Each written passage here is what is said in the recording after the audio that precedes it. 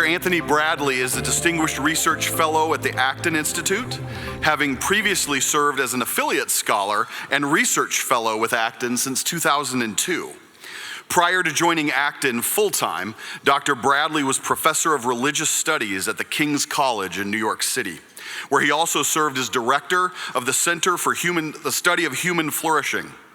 He holds a Bachelor of Science degree in biological science from Clemson University, go Tigers, an MDiv from Covenant Theological Seminary, a Master's in Ethics and Society from Fordham University, and a PhD from Westminster Theological Seminary.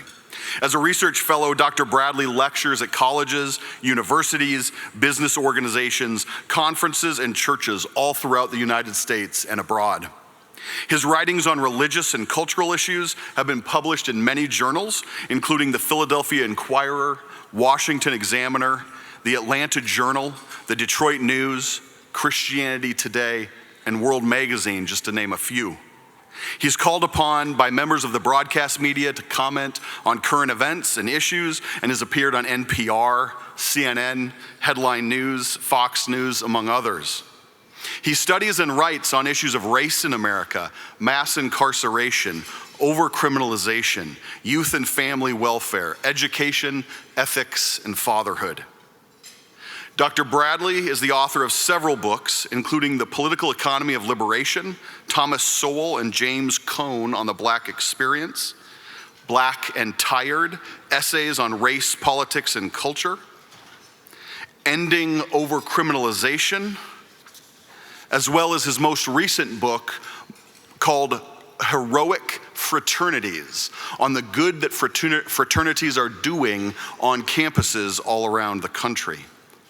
One thing I also want to add is that Dr. Anthony Bradley is about as real as it gets. Following his podcasts and his Twitter accounts, you could tell he loves and loved mentoring students while he was a professor. That went very deep with him. And just a month or so before the COVID pandemic shut all of our programming down, I had the opportunity to run a conference where he was one of the speakers. My son happened to be there, my 14-year-old son. And Dr. Bradley spent probably a half an hour he chose to, at one of the breaks, just engaging with my son. And to this very day, my son Ariston remembers his time with Dr. Bradley with fondness. He has a mentor's heart, a scholar's mind. Please give a warm Acton welcome to Dr. Anthony Bradley.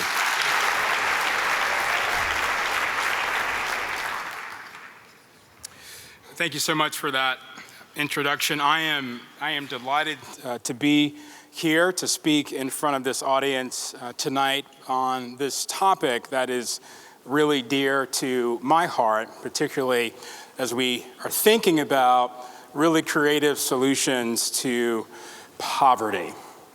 I want to begin tonight by telling a story, and this story, let me go back. This story begins in 1996. Back in 1996, I was trying to find a picture of myself in 1996 so you could see that I at some point did have hair and was a little thinner. But in 1996, and for those of you who have been in the welfare space, you'll remember we made this massive transition from aid to families with dependent children, AFDC, to temporary aid to needy families, also known as TANF. So we had this massive transition in welfare reform. And at the time, so many parts of the discussion was about those variables that really do come into play as we think about what sustains people out of poverty long term. And during those years, we focused on things like work.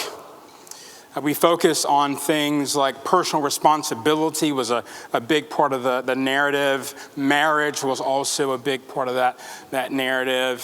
Faith, of course, was also a large part of that narrative. And so for a lot of conservatives, really focused on those variables as predictive to keeping people and to sending people outside of poverty.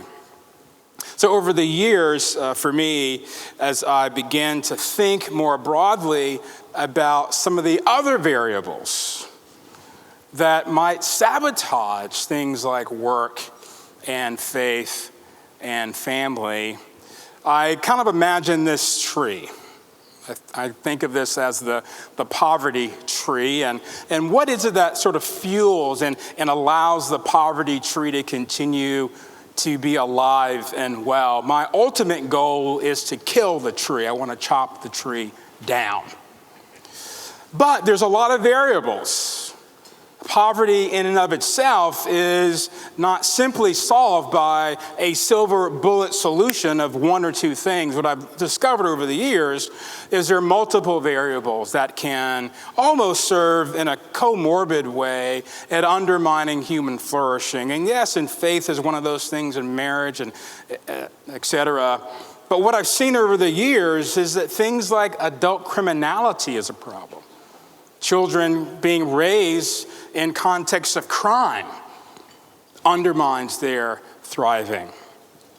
Dad deprivation, family structure, which I talked about this morning for those of you who came to that session.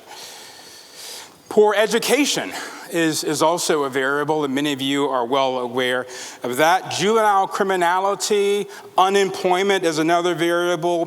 Poor decision making, the lack of wisdom, the absence of prudence. Welfare dependence is another variable. Housing insecurity, of course, sustains people in poverty. Poor health and health care is also something else that undermines thriving. Addiction. And sometimes it's just geography, being born and raised in the wrong neighborhood. All of these things keep the poverty tree alive. And so the work that I'm focusing in right now is on one of these variables, and I'm focusing right now on childhood trauma. One of the things that has come out in the data is that children, when they experience trauma in the first 36 months of life, it's predictive in terms of the sorts of struggles that they'll have into adolescence and into young adulthood. You may have heard of a study called the Adverse Childhood Experience Study. It was launched in the mid-90s. Researchers surveyed about 17,000 individuals in California. And what they discovered is some patterns. This was really initiated by a physician, Dr. Vincent Folletti, who noticed that a lot of the patients that he was seeing who were wrestling with obesity, they all had trauma and abuse in common. So this raised some interesting questions about what is it exactly that undermines children's thriving. And so what they did is to do this really massive study. Now, what's really interesting in terms of the research at looking at trauma is that they went to do this in the suburbs. What a lot of people don't know is that around 2006 in this country, the definition of at-risk youth changed. 1940s, 50s, 60s, 70s, an at-risk youth was a child who may have been raised or being raised in a low-income community that's compromised by things like violence and broken families. But right around 2000, the definition of at-risk youth changed, and it still holds to this day. The children in this country who are the most at risk for anxiety, for depression, for substance abuse, for suicide, the ones who are the most at risk for having what's called somatic complaints, that is, they're so distressed that their bodies start to shut down. The most at-risk youth are the children of those who are affluent. And so they did the study of childhood trauma, not in the inner cities or in a trailer park. They went right to the suburbs because that's where the most at-risk youth are. So what they found, and by the way, this community had about 75% of the community was white, 75% attended college. The average age was about 57. And what they discovered, even in the suburbs, is that very few children escape childhood without some major traumatic event. The way that adverse childhood experiences can impact a child, it's somewhat predictive. One of the things that I'll show you in just a few moments is that the more adverse traumas, the more things that happen to children when they're in those early years, it actually begins to undermine their neurological development. It actually hurts their brains. We'll talk more about that in just a moment. It also then can impair their social and cognitive development. We also see that because of that, they might adopt some habits that undermine and sabotage their own decision making that can make persisting in thriving difficult. We'll also see that it's predictive of certain sorts of diseases, certain disabilities, and certain social problems. And in fact, we can see, because there's hard data on this, that the more adverse experiences that children have, we can predict they will die younger. In fact, their genetic structure will change. You may have heard of telomeres, and it undermines their capacity to have thriving physical health. I do some teaching here at Kuiper College, and this past semester, I took my students through the Kent County Jail. And I'll just say for the record, I was expecting the Kent County Jail correction officers to take us around the jail so we could peek in from the outside. But the Kent County correction officers did something different. They took us right through the middle of the jail. So I'm standing here and an inmate standing right over by that chair. And I'm looking at him and he's looking at me, and thankfully there's like bars and glass and things like that. And they're looking at us and I'm looking at them, and we're looking at me and looking at them. And what's so tragic is that for so many of those inmates who were locked up for mostly violent crime and property crime, there's a backstory. And the backstory is simply this, that the large majority of those that we saw locked up in the Kent County Jail were actually victims of childhood trauma and abuse and neglect. Now, I want to say for the record, this is not determinative, right? So I'm not saying that if bad things happen, you will end up with these negative outcomes, but it's predictive when certain interventions are absent.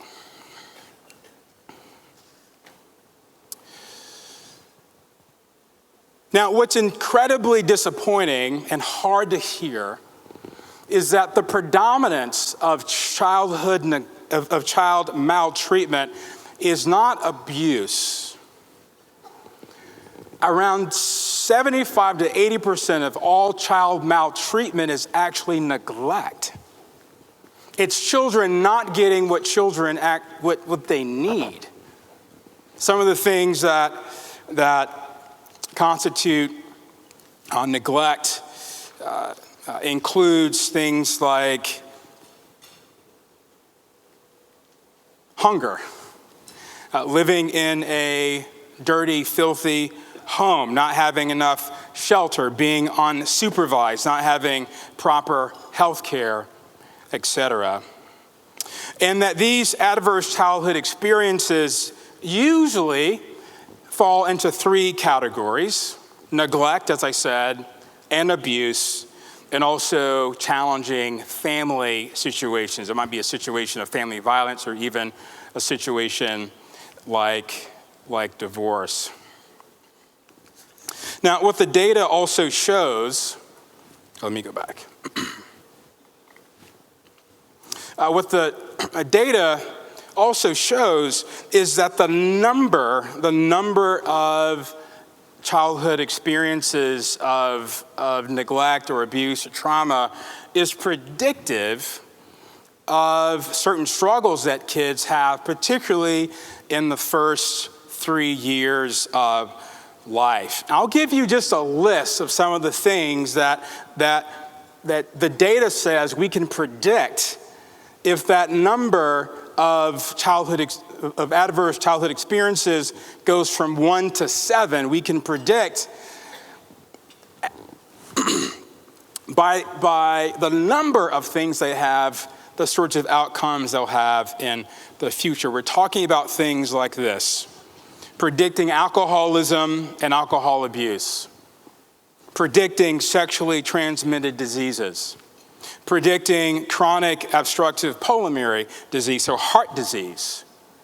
It's predictive of depression. It's predictive of fetal death, predictive of liver disease and smoking and unintended pregnancies and suicide attempts and domestic abuse and cancer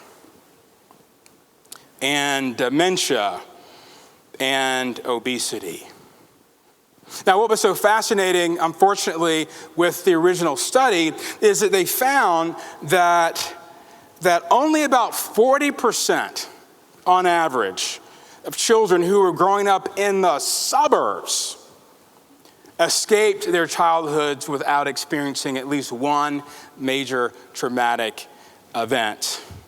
Those sorts of events included things like physical and sexual emotional abuse, physical or emotional neglect, household mental illness, living in a household with substance abuse, having a parent or caregiver divorce or separate, exposure to domestic violence, living in a household where one member was incarcerated.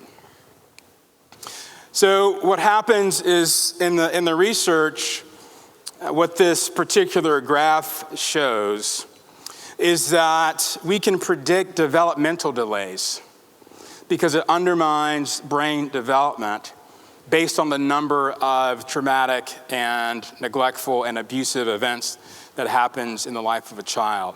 So if a child in the first 36 months of life, a toddler, experiences 7 adverse events, there is close to 100% chance that that child will have some sort of developmental delay.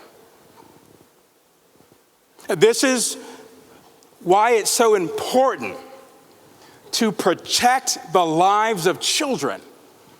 If you think about what we heard last night in terms of the school, 15,000 children, think about that. I was sitting here thinking about this in terms of protecting 15,000 children from the consequences of abuse and neglect.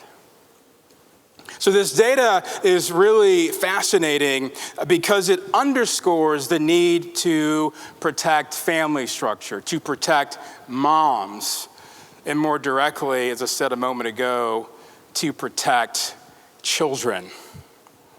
And again, I want to say that this is not determinative, but it is predictive.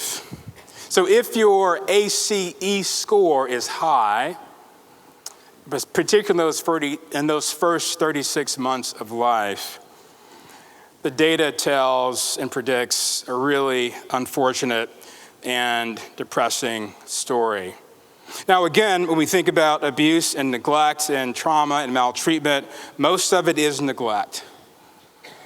So one of the things that we need to think about are what sorts of structures and what sorts of frameworks allow children to not be in context where they're experiencing neglect, abuse, and trauma.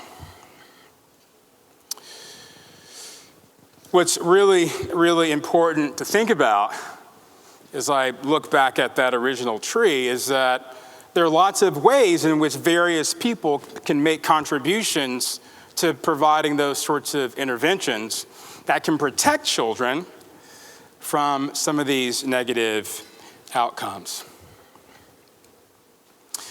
This is the face of what happens when interventions are not introduced in the lives of homeless drug addicts in America. This is the face of the predominant expression of childhood trauma and neglect in this country. This is Wendy, and she is in a homeless encampment in Portland, Oregon. Now, when you come across a homeless adult, what's your first emotional response? Is it compassion? Or is it contempt? When you see someone like Wendy, you walk past Wendy, do you think, wow, she needs to get a job and get her life together, and she needs to figure out a way to pull herself up and get out here and become a productive member of society? Or do you stop and ask the question, how did she end up here? One of the physicians that I know who works with some of these populations of addicts, and he's been working in this space for about 25 years. And this is what I read in one of his books. He said that in the 2 decades or so of him serving populations of drug addicts and women like Wendy, he has virtually never come across a woman who's homeless and a drug addict who was not abused as a child.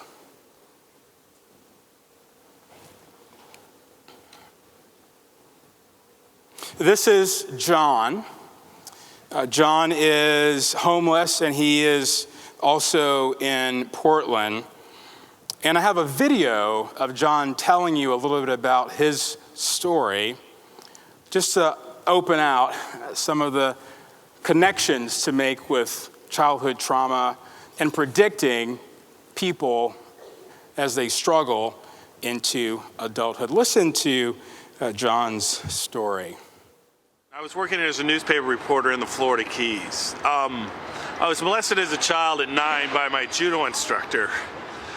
And I'd always remembered part of that, but in my mid-30s I had a memory surface that sort of overwhelmed me. It was pretty gross, disgusting, and violent, and I'd repressed it.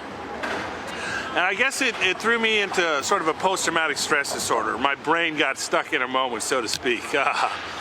In my mind, at times I was 9 years old again, and this man was still after me out there somewhere looking to find me and hurt me again. It had to have been horrible. Yeah, it was horrible. So I eventually lost my job. I was living in my car for a while. My car got towed, I couldn't get it out, and I found myself on the streets. Very scared at first. Also just feeling like at a certain level I didn't deserve God's love.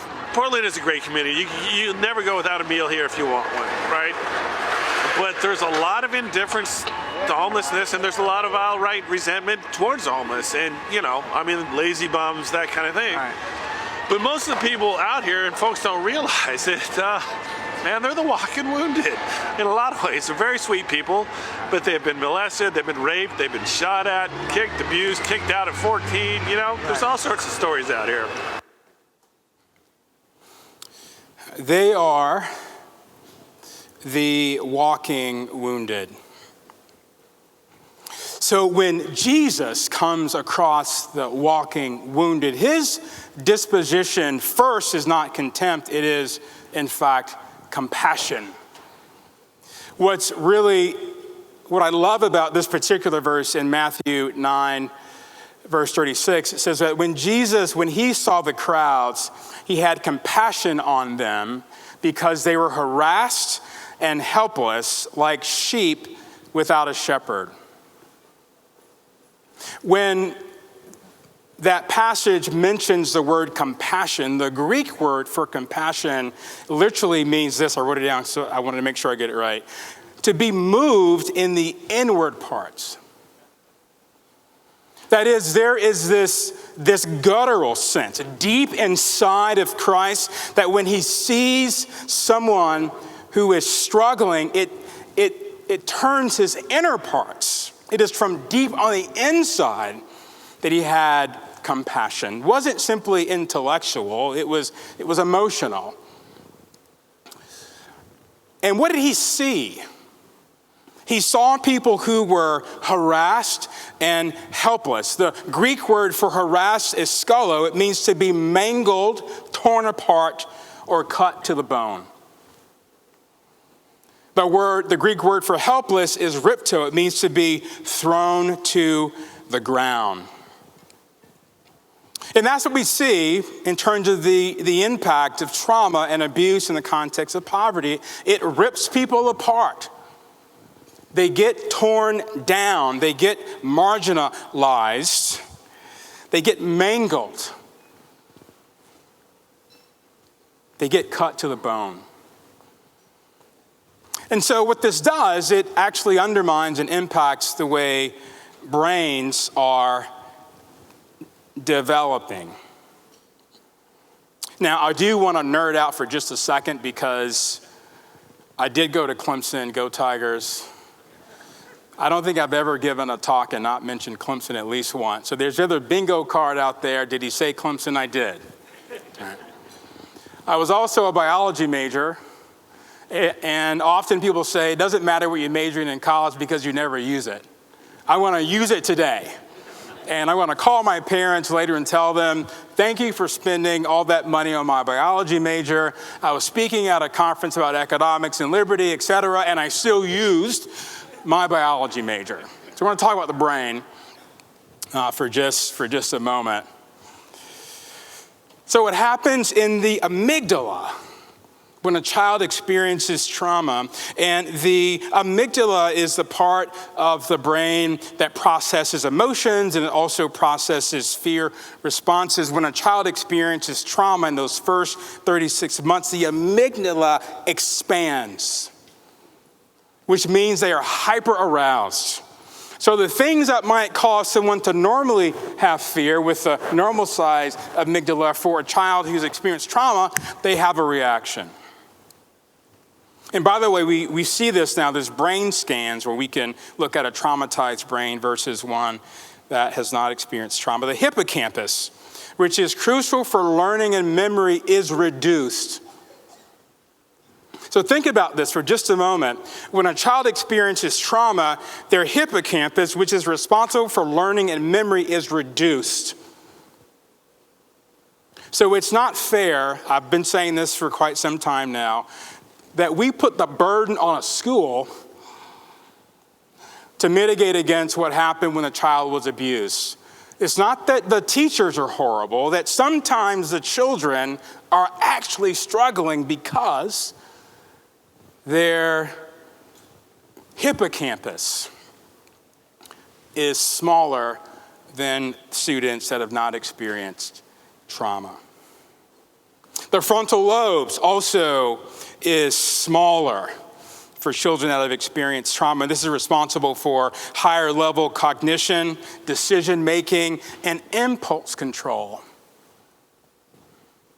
Now, this is really critical because if you think about why it is that those first 36 months predicts in the adolescent and young adult years, the sorts of impulsive behaviors that tends to lead to things like imprisonment, the impulsive behaviors that tend to lead to things like having a child outside of wedlock, the sort of impulsive decisions that allow you to get a job but not keep the job, may have a lot to do with the fact that their frontal lobe is not simply developed in ways that it would have been otherwise. It's not labeled there, but there's a very thin piece of brain matter that connects the left hemisphere and the right hemisphere, called the corpus callosum. And this facilitates communication between the left side of your brain and the right side of your brain. And in children who experience trauma, that corpus callosum is smaller. There's not as much communication efficiently and effectively between those hemispheres. So one of the things that we see in terms of the outcome is that chronic stress, and this is cortisol. Cortisol is not your friend. Cortisol, chronic stress, negatively impacts neurological development in children. We have to protect children from stress. And by the way, we also have to protect mothers from stress. Because when a pregnant mother has a high cortisol level, that cortisol goes directly to the fetus. And that high cortisol levels can negatively impact mortality rates in both the mother and the infant. So protecting kids from chronic stress is worthy of a mission in life because of all of the predictive outcomes related to that. I think one of the most tragic parts of the research that I'm doing right now is just sort of seeing how these sorts of issues like neglect and abuse and trauma undermines executive functioning skills. The ability to delay gratification, the ability to plan, the ability to focus, the ability to persevere, the ability to manage time, the ability to have self-control. All of these things are undermined and compromised by childhood trauma. So this is what it means, as I've worked in this space for quite some time, that when you're dealing with populations that have experienced this level of neglect and trauma, that helping them is more than a weekend project. It's more than a 6-week program. It might be more than a 2-year program. I've been mentoring a young man from Grand Rapids since around 2003 or 4. I met him through a church friend.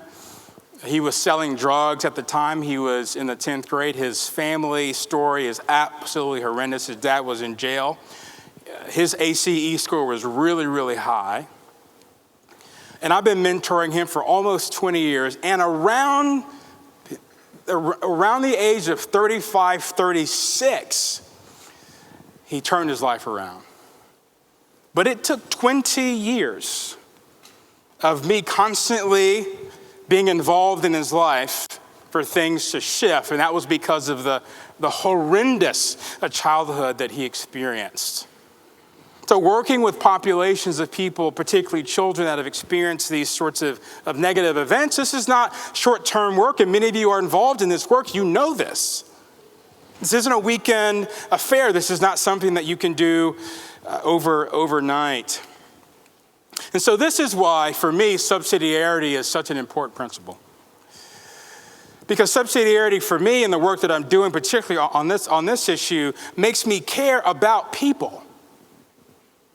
Now listen, I love to have arguments about theories. I can pull that sword out anytime. It's like the lightsaber in Star Wars. Like, whoosh, I can do that, right? I have 2 books on Thomas Sowell. I even have a book on John Rawls. Like, I can do that. But at the end of the day, what really matters is how these ideas and principles impact real people. One of the things that Thomas Sowell says, he talks about flesh and blood humans. One of the things that makes Acton distinct and unique as a think tank is we care deeply about the human person. These ideas do matter, but they matter because people matter.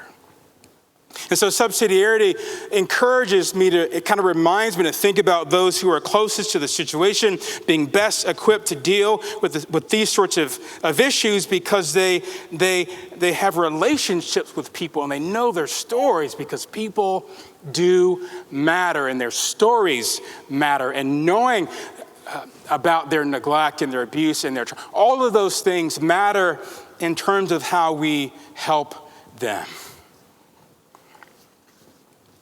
I want to close by offering a pop culture story.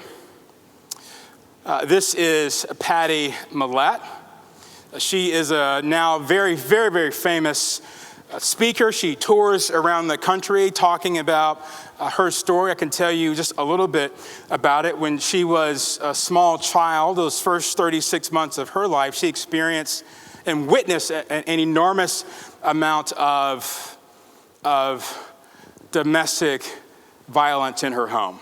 She saw her mother and her father go at it again and again and again. Between the ages of 5 and 10, she was sexually abused repeatedly. By the time she turned 15, she was suicidal. And at one point in the age of 15, she tried to run in front of a truck, and the truck swerved and missed her, and she lived. So she was committed to a mental health institution. And it was there that a nonprofit organization called Youth for Christ engaged her in this mental health institution. A man would come to visit her, and he would bring her flowers, and he would tell her that God loves her and God cares about her, and he would bring her food like from KFC, from Kentucky Fried Chicken and McDonald's and Taco Bell, because the food at the place was horrible. And even fast food there tasted great comparatively. So he would bring her that and told her great things about God's love for her and God's care for her. And she ultimately was reminded of God's presence and grace and gave her life to Christ and was united to Christ, and it changed her life. And then she got out and got back with her old friends, and the impulse control problems reemerged. So she got out, she got back with her old friends, and she got back into drugs and got back into drinking, and then found herself pregnant. Now, what she did not do is abort the child. And why is that? Because a church brought her in as a pregnant woman and cared for her. So when she had the child, the church gave her resources. They made sure she had housing. In some cases, they even brought food. There were times in Patty's apartment, they had no food at all. Her and her son had no food, and the church would come and bring her food. One of the interventions in Patty's life was the church, and the church allowed her to thrive because people who were close to the situation really embraced her. It allowed her to live. It allowed her to even thrive. And because she was a woman in distress and helped by the church, because of these things, her child was able to have a second chance and a completely different life. And this is Patty's son. If you know who this is Justin Bieber. He's recently, in the last few years, embraced his own faith, having been raised in this community. And this is one of the things he says on Instagram: I believe God is in control of every aspect of my life. I believe God loves me and that I'm always on his mind. I believe that I am led by God's Spirit, that I am protected and hidden from the enemy. I believe I'm forgiven. Every wrong action, thought in my past, present, and future. God is working. Everything that the enemy meant for evil, and he is working it together for good. That got 1.3 million likes. And it was because some people loved Patty. Deeply, sacrificially loved Patty. To intervene and to mitigate against some of the predictive elements of her story. So this is what thriving looks like. This is what flourishing looks like.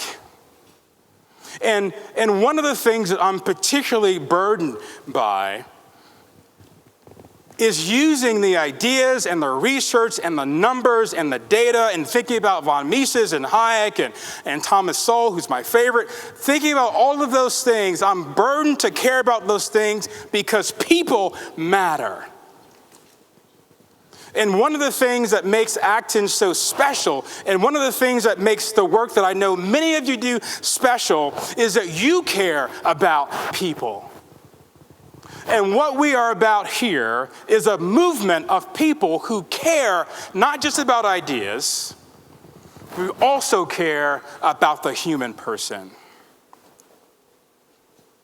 So my brothers and sisters, May you, with reckless abandon, do whatever you have to do, wherever you are in the world, to make sure, to advocate for the human person. Because in doing so, you have the potential to change the world. Thank you very much.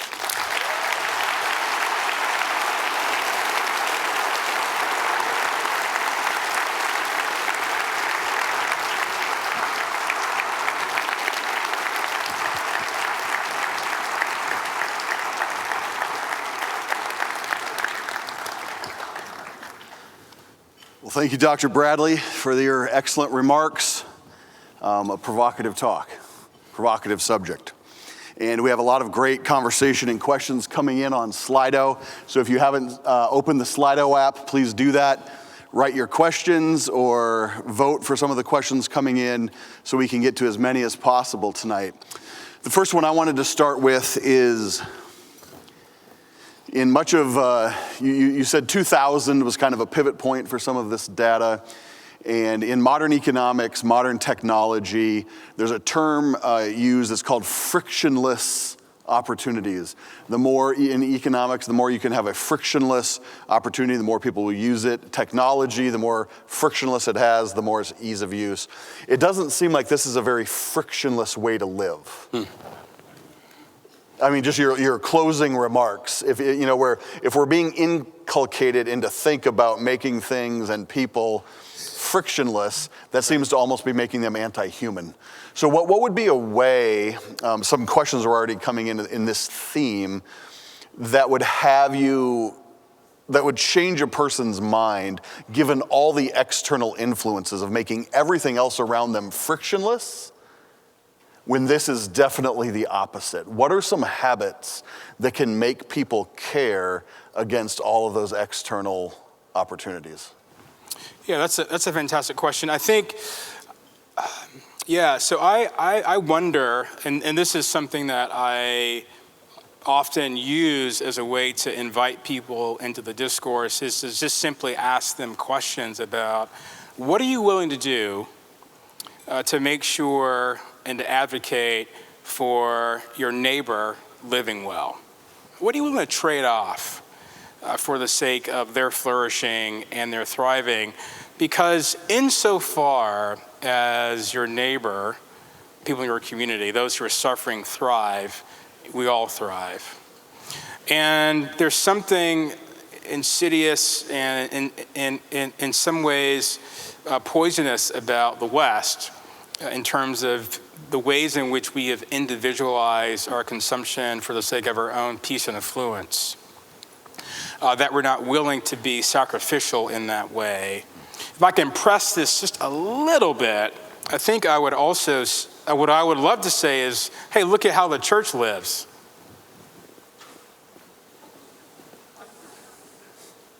Look at how religious people live. I want to be able to say that. Right. Because that would be the conviction.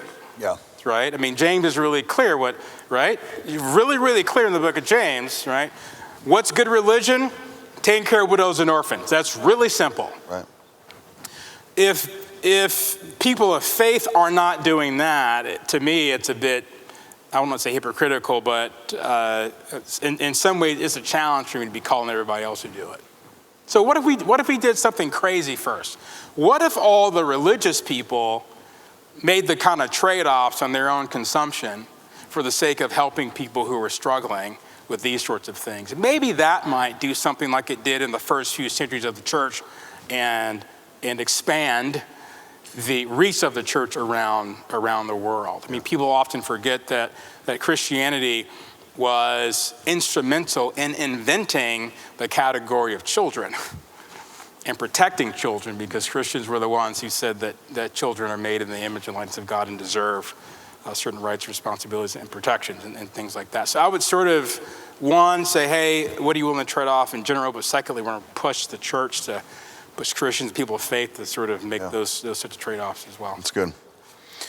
So one question that comes up several times is, what can explain the reason that our culture now produces more and more of these situations? Is it social atomism? Is it a loss of faith? Is it technology? All of them? What are some of the soils that this has created, these traumas are created? Great, that's a fantastic question.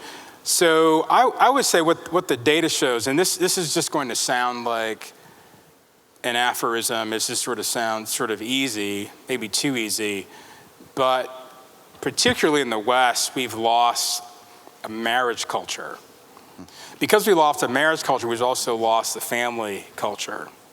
And to think about this in terms of what institutions and structures, what patterns allows families to thrive, allows the home to thrive. And so many of the pathologies that we see, particularly in the lives of children, is a consequence of families breaking down. Yeah. Right? But here's what's important. This is in part the sort of economic angle on this. And I got this, by the way, I'm plagiarizing this from Labora McPherson, so this is not original to me. I just want to say that for the record. That one of the things that Pope John Paul II says is that stable and sustainable employment is critical for a man to form a family. Yeah. Right? So we need job creators and entrepreneurship to create the opportunities for families to form and be sustainable. Mm-hmm. So on the one hand, we have a breakdown in marriage and family as aspirations in terms of the culture. But on the other hand, there are some places in the world and some places even in the States where the types of economic opportunities are not available to motivate men to remain committed to their wives and their children. One quick short story. Yeah. So I had opportunity when I was in New York. I worked in Harlem, serving a large community in a church that was across the street from a massive housing project, lots of formerly incarcerated men and women in that congregation. And one of the things that I saw anecdotally is that as soon as a man who was formerly incarcerated got a full-time job, a gainful employment where he was learning skills, it was like a nesting impulse. Mm-hmm. Because all of a sudden, he wanted to get married, and he wanted to have his own apartment or his own house, and he wanted to bring his family in, he wanted to bring in all his kids, he wanted to bring in, and so it was the employment, right, the stable employment opportunity that facilitated and opened him up to being willing to get married and to care for his children. And I've seen that over and over and over and over again. So those sorts of opportunities, those sort of economic entrepreneurial opportunities are really vital, particularly in that sort of low-income demographic for family formation. And one of the things that we know from the data is that when a couple is married and low income, they don't stay low income. Yeah. Marriage is that important in terms of protecting against poverty, but also for social and economic mobility. That's one of the things that marriage introduces. Yeah. And obviously there's a lot of data and conversations on this in poor families, poor communities. But you mentioned several times that some of these traits and questions are wanting more data or information on wealthy families. You said there are some of these traits and neglect in wealthy families as well, in suburbia, et cetera. Can you Yes. give us a little more, like how does that correlate? Because usually this conversation focuses on the poverty angle, yes, not the wealth angle. Absolutely, fantastic question. So unfortunately right now we're seeing, particularly in the lives of young men, massive suicide spikes between the age of 14 and 24, 45 to 54, and 65 and over. One of the high risk groups for suicidal ideation, anxiety disorders, and depression disorders are high-performing middle-class students. Right? There's a great book called Never Enough that has this data. Back in 2006, there's a great book called The Price of Privilege, and the subtitle is Why Kids of Affluence Are unhappy, are deprived and unhappy or something like that. And so what we see is that often upper income people can buy their way out of some of these negative externalities, but they still express them in things like binge drinking at your favorite university. We see them in things like sexual promiscuity with college-age students, upper-income students. If you don't believe me, go look on TikTok. We see it with substance abuse. One of the things that I unfortunately have discovered in the research I've done on college fraternities is there's a high suicidality in high-performing men, particularly in two groups. One is athletes, high-performing athletes, but also high-performing students. The performance pressure is really quite strong. And some of that performance pressure comes out of a way of in terms of responding to neglect, right? I grew up in a home where I did not get a lot of love and attention and affirmation and validation, so I'm gonna get a 4.0, become the president of everything, because that's how I get love and affection. Yeah. Right? I'm going to become the valedictorian, I'm going to join the right fraternity, I'm going to go to Harvard and Yale and all these things, and then I'm going to get the sort of love and validation from my family who will finally tell me they're proud of me. But what happens is by the time they're 35, 40, they're doing 14 lines of cocaine and they're an addict. Yeah. Right? Yeah. So we see those sorts of expressions behind closed doors in suburban communities and in condos, whereas in low-income communities, we just see it out on the street. Yeah, that's good. We have time for one more, and I'd like to end on a hopeful note, or maybe a very practical note. Many people have asked a variation of this question. What is something that you would recommend for new parents to do in their child development that keeps this front and center? You know, you said those first 36 months are very key to a child's development. And many people are asking, what should we do? What are some ways or things we need to look out for? Yeah. I love that question because just this week, I found some fresh new data. I'm excited about it. I don't know where Michael Miller is, but brother, this is the next thing. So there is the adverse childhood experience score card, but there's also, as I learned this week, the positive childhood experience card. It's called benevolent childhood experience. It's only a few years old. This is the solution. Yeah. This is what they say. You're listening, take notes. This is fantastic stuff, right? What predicts kids thriving in adolescence and early adulthood? These are the variables that stand out in this new research on positive childhood experiences. Number one, children before the age of 18 said that they were able to talk to their family about their struggles and feelings and emotions. Number two, they felt that their family stood by them during difficult times. Number three, they enjoyed participating in community traditions. Church. They felt a sense of belonging in high school was important. They felt supported by friends. And lastly, two more things. They had at least two non-parent adults who took genuine interest in them. And lastly, they felt safe and protected by an adult in their home.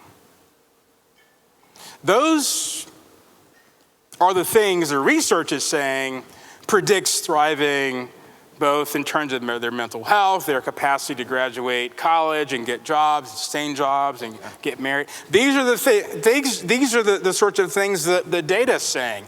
Positive childhood experience. So what's so interesting about all of this?